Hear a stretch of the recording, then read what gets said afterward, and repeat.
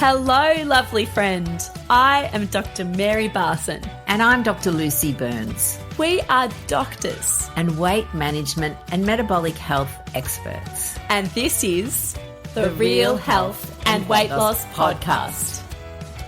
Hello, my lovely friend, Dr Lucy here this morning. How are you on a beautiful Tuesday morning? As always, I'm actually not joined by Dr Mary. So I always start off with, as always, I'm joined with my friend, Dr Mary, and I'm not. I'm actually joined with another doctor who I think you're going to love, because not only is she a doctor, but she was also one of the participants in our 12-week Mind Body Rebalance and a real life woman. So as you know, we love bringing you real life stories that are relatable, that, you know, that you can perhaps see yourself in. And so Mel, who is joining me today, Dr Mellanie Lloyd, is one such woman.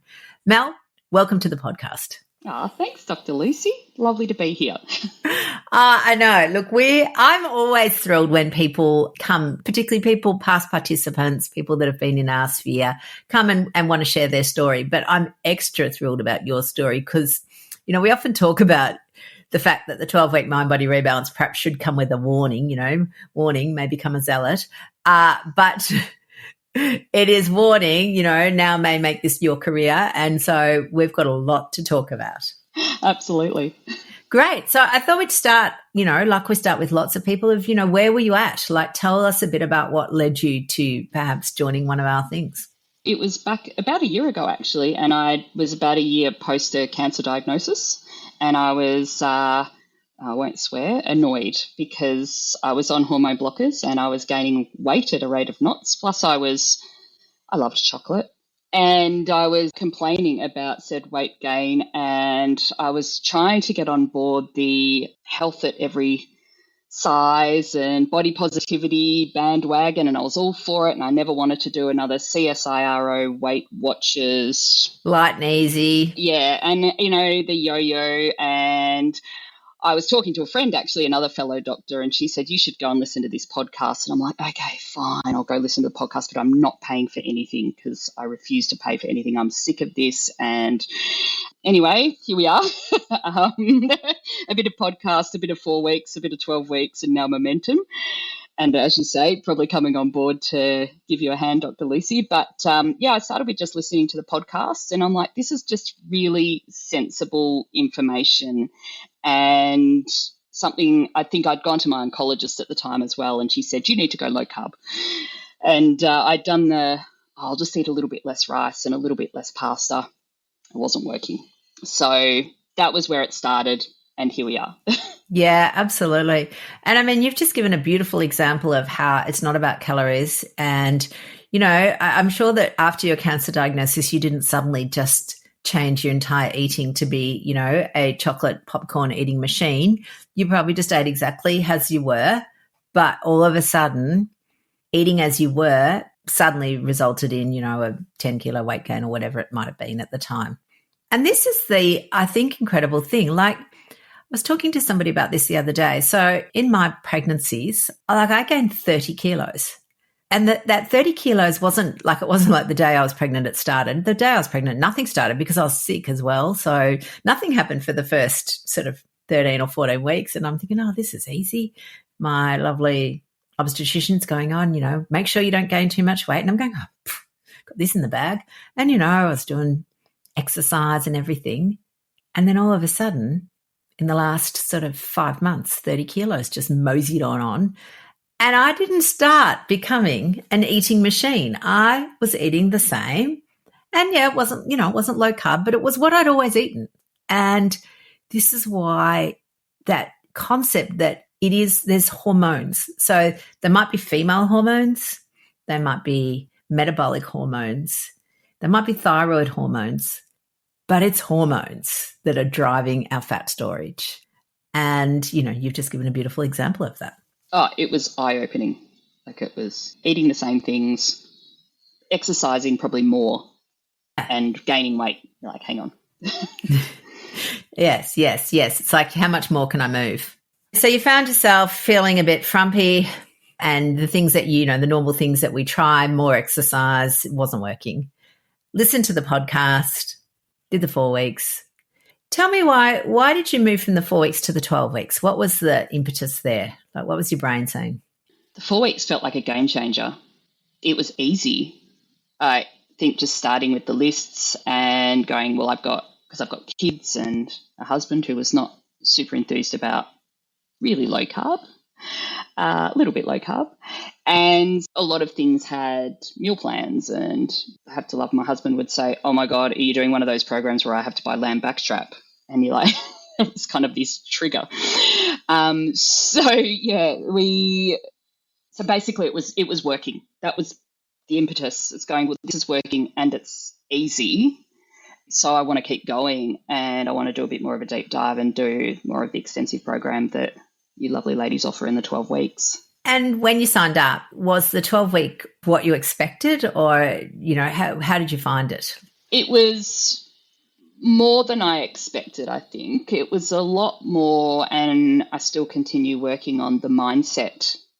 So the dietary changes were easy and adaptable for a family, but to keep on the long term, like, you can do anything for a few weeks, but it's going through Christmases and camping trips and holidays, and even just Saturday night, or even something really stressful's happened, and using those. I was thinking to myself today, I need to really now is focus on my hot tools.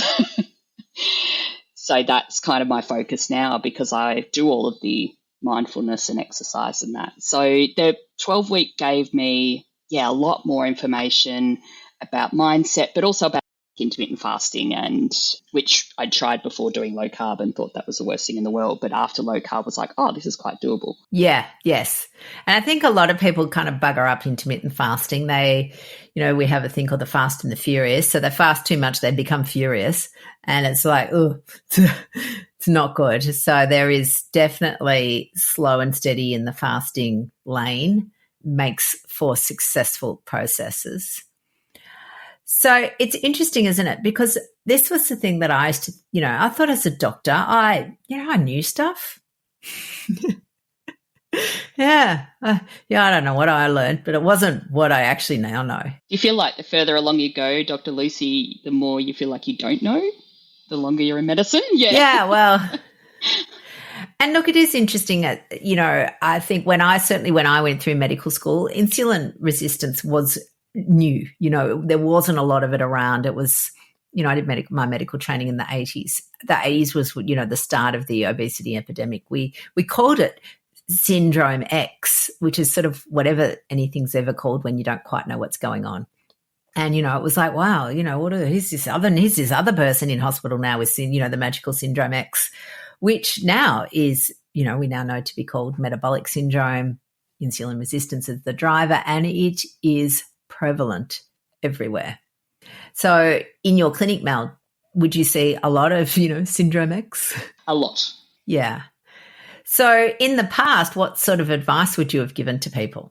Well, you'd manage their blood pressure, and you maybe got them in with a diabetes educator, even if they were pre-diabetic, just to get some dietary change, and maybe in with a dietitian, and you talk to them about exercise, and then you'd keep medicating them.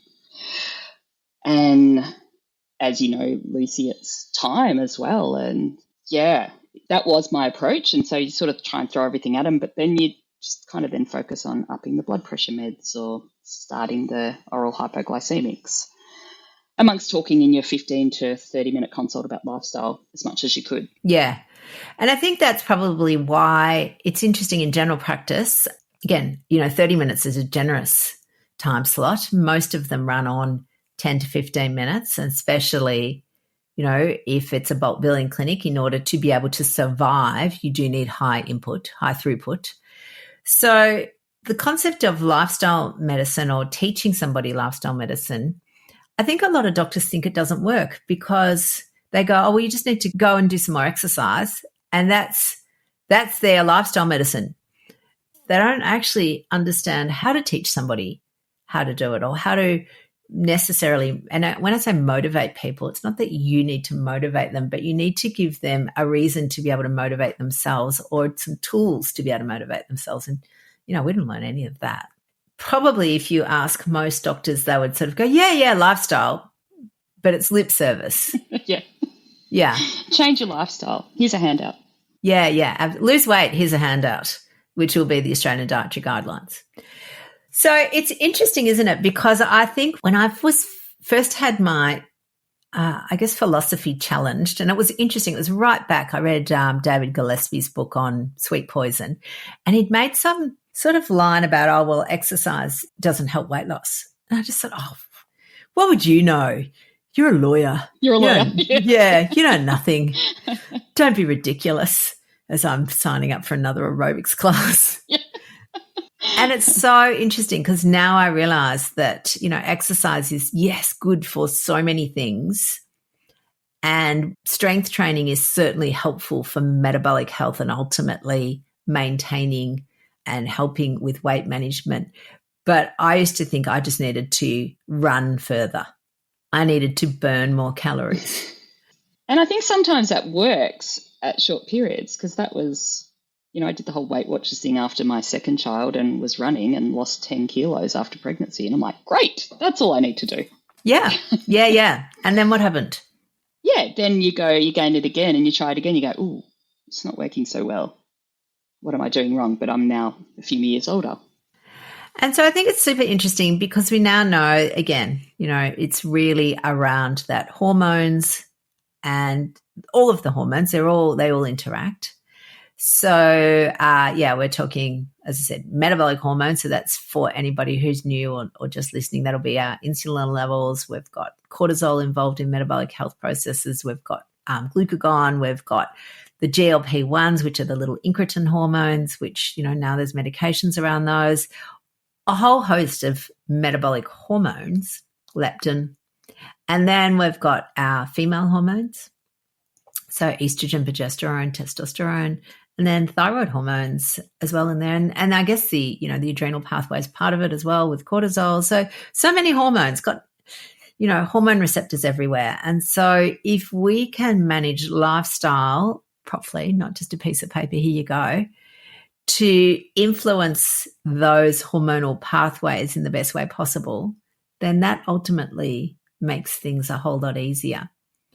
So for you, Mel, what do you think made the biggest difference then? Because, again, being on hormone blockers, that means, your hormone profile is different. What do you think was the game changer there? The game changer was definitely the reduction in carbohydrate in my diet, which then I was eating more protein. I was more full. I was less tired. And I started, with the help of you and Dr. Mary, with the mindset stuff, I started to really pay attention to how foods made me feel. And I started to see that, hang on, if I eat this, I actually do feel a little bit, tired, bloated, uncomfortable. Doing that slowly made the difference. And I think the slowly was the key, because I remember even being on the Facebook page and I'm like, I'm not giving up my spaghetti bolognese. Is it okay if I do that once a week? And of course, some of the people come in and they're like, oh, try this, try that. And after a few weeks, I wanted to actually give up the pasta. So I don't miss it. So it was just that very gentle approach, not black and white rule driven. You have to do it this way. As you guys say, progress, not perfection. Yeah, and it's really interesting because I think that for people who are, again, we have a lot of people who are high achievers, whether it's high achievers in academically, career-wise, whatever. We are very good at doing what we're told, following rules. By doing that, you'll get particular outcomes. If you study hard, you'll get good grades or whatever it is. Doesn't work quite as well when we're trying to manage what's going on inside our body, because, calories in, calories out tells you if you eat less and move more, then you will lose blah, blah, which you will initially. And that's the allure of it. And the danger is that is initially what happens. So people go, see? And then we get all our counter-regulatory hormones, metabolic hormones, coming back in, driving hunger, and we don't know what to do. So when you lost your weight with the 12-week Mind Body Rebalance, did you experience that hunger? No. It's amazing, isn't it? It's amazing. And I was eating, lots of fat and lots of meat, a bit carnivorous, but no, lots of vegetables, eggs, meat, cheese, a little bit of dairy, and not hungry. Not hungry, yeah. So it is absolutely possible to lose weight without hunger, which I know sounds weird, but it absolutely is possible. And then for it to actually not come back either. It doesn't have to come back. One of the things we like teaching, and I don't know if this resonates with you, the difference between physiological hunger and psychological hunger. Is that something that you knew about before doing the 12 weeks? Yes, but I didn't stop myself or reflect on what was my psychological hunger. And probably the best example I can give the other day was something quite triggering, for something else happened, and I literally had 2 cookies in my mouth before I'd even thought about it. And I just went, and I kind of put myself out with that. Was fascinating because, like, you know, you talk about your hot tools. I didn't even have time for a hot tool. Like, it was just so automatic. But I was able to then look back and go, you know, your faults. So, yeah, I am now much more aware of physiological and psychological hunger. It doesn't always help, but I can reflect on it. It's slow progress. Yeah, and I think that's what I love about you saying that, though, is that it is recognizing it. Like, it's not something that you learn and go, oh, straight away I've got that, excellent. It is like learning a new language. So you learn the words and you go, oh, okay, that's how, so, you know, that's how you say hello in Spanish or Swahili or whatever. And then, you know, 2 weeks later, you can't quite remember what it was because you're learning. So unless you practice it, you get better. And as you practice, you then become fluent. And when I think about language, like I learned Italian as an adult. I had exposure to it as a child at school, but of course I wasn't interested then.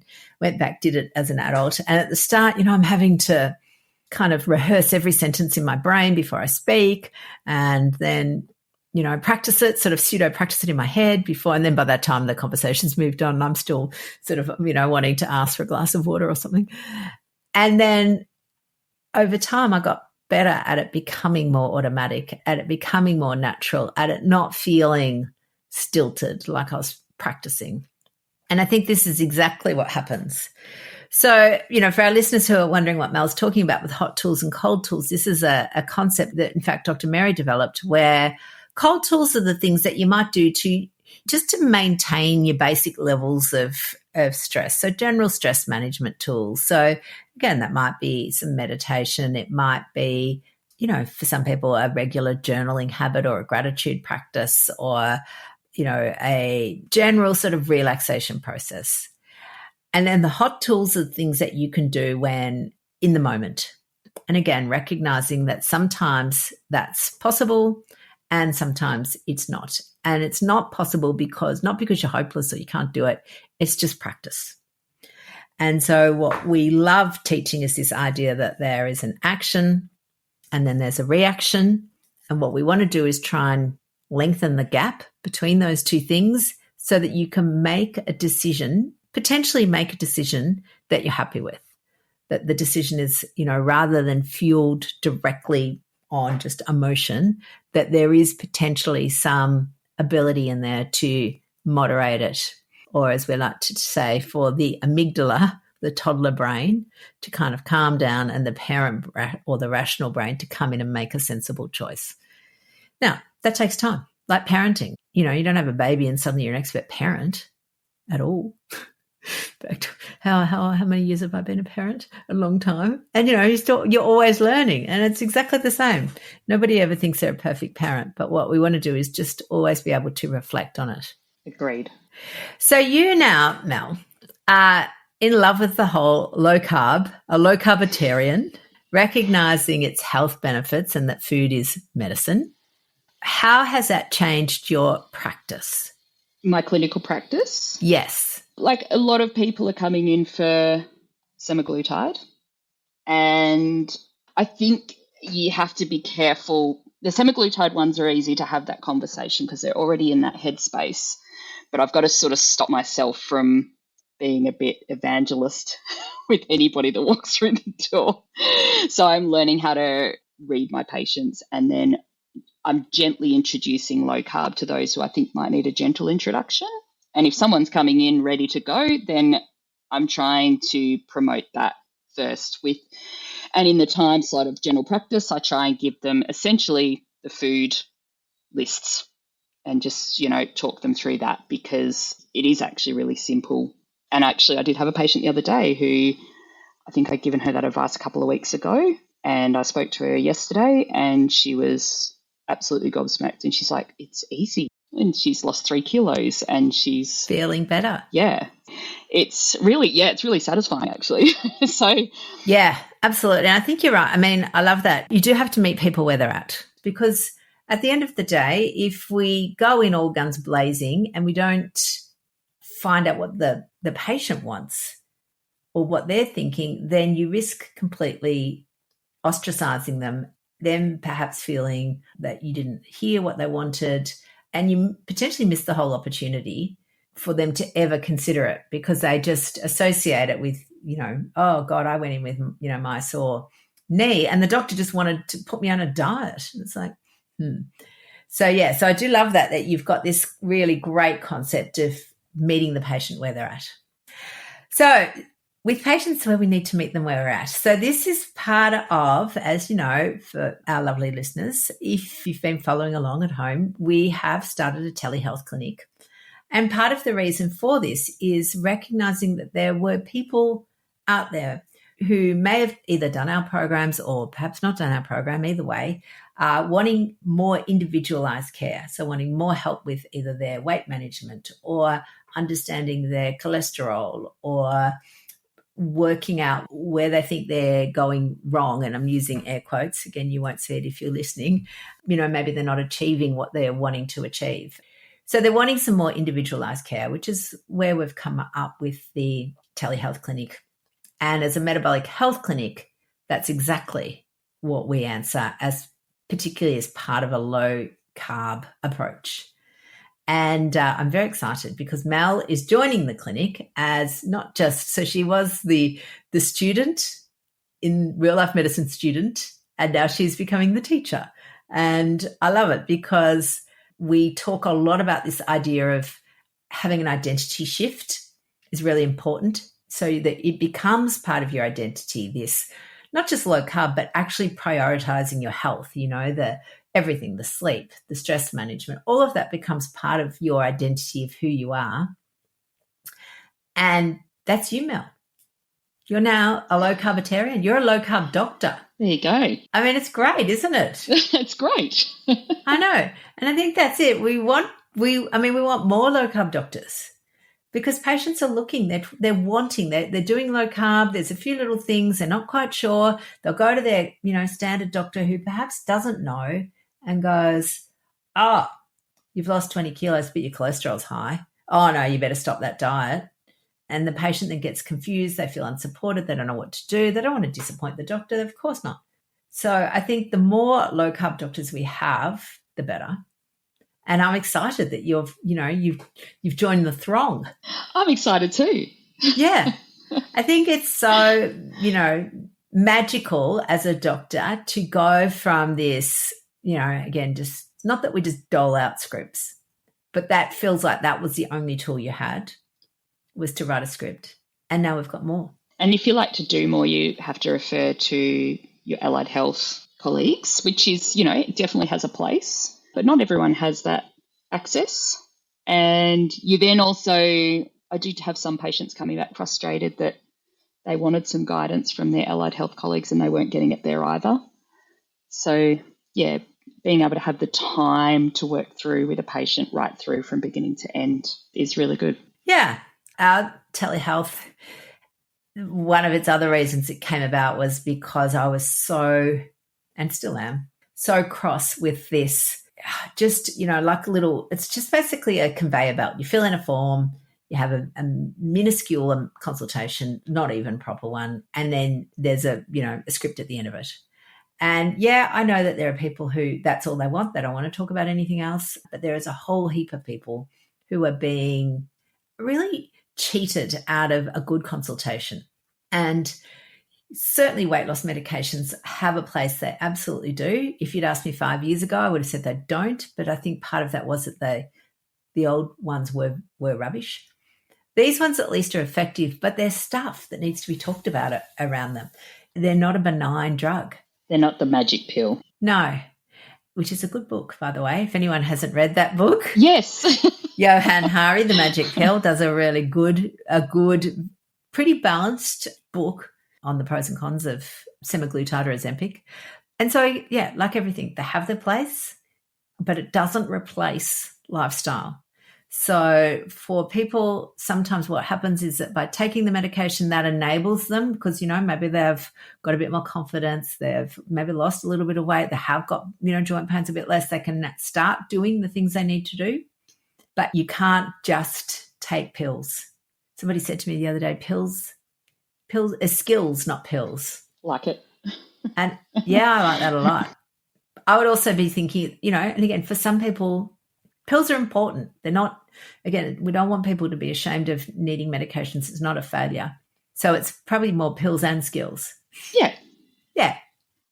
Skills plus or minus pills. Exactly. But that's a bit of a mouthful. Yeah, I know. But I love that. All right, my lovelies, that's it from us this week. 12-week Mind Body Rebalance is absolutely a doable option. Or if you're looking for individual care, you can hook up, particularly with Dr Mell at the Telehealth Clinic. She is available for metabolic health consults. And I look forward to catching up with you all next week. That's it from me. Bye for now. The information shared on the Real Health and Weight Loss podcast, including show notes and links, provides general information only. It is not a substitute, nor is it intended to provide individualized medical advice, diagnosis, or treatment, nor can it be construed as such. Please consult your doctor for any medical concerns.